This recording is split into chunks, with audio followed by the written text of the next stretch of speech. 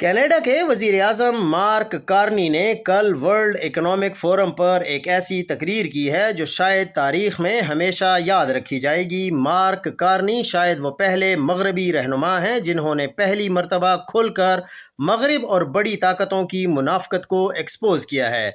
इनके तारीखी खिताब के चंद इक्तसाबात ये हैं कि हम जानते थे कि बैनुल अक़वामी कवानीन पर मबनी आलमी निज़ाम की कहानी जुज़वी तौर पर झूठी है कि ताकतवर जब चाहें खुद को मुस्तस्ना करार दे लेते हैं, और ये कि बैनुल अक़वामी कानून का इतलाक़ मुल्ज़िम या मुतासिरा फ़ारीक की शिनाख्त के लिहाज से मुख्तलिफ शिद्दत से होता है।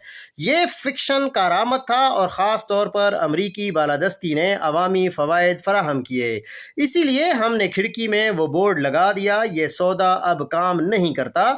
मैं साफ बात करूं, हम एक इंतकाल नहीं बल्कि एक शगाफ यानी रप्चर के दौर में हैं।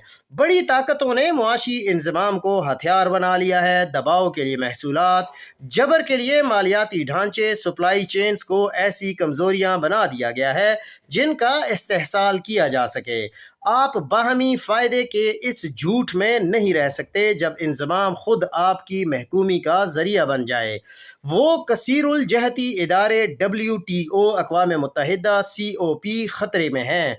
जब कवायद आपकी हिफाजत ना करें तो आपको खुद अपनी हिफाजत करनी पड़ती है।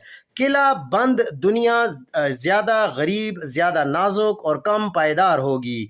बालादस्त ताकतें हमेशा अपने ताल्लुकात को मुनाफे में नहीं बदल सकती। इत्तेहादी गैर यकीनी सूरत हाल के खिलाफ तहफ़्फ़ुज़ के लिए तनो इख्तियार करेंगे। वो खुद मुख्तारी जो कभी कवायद पर मबनी थी अब दबाव बर्दाश्त करने की सलाहियत में जुड़ी गई है।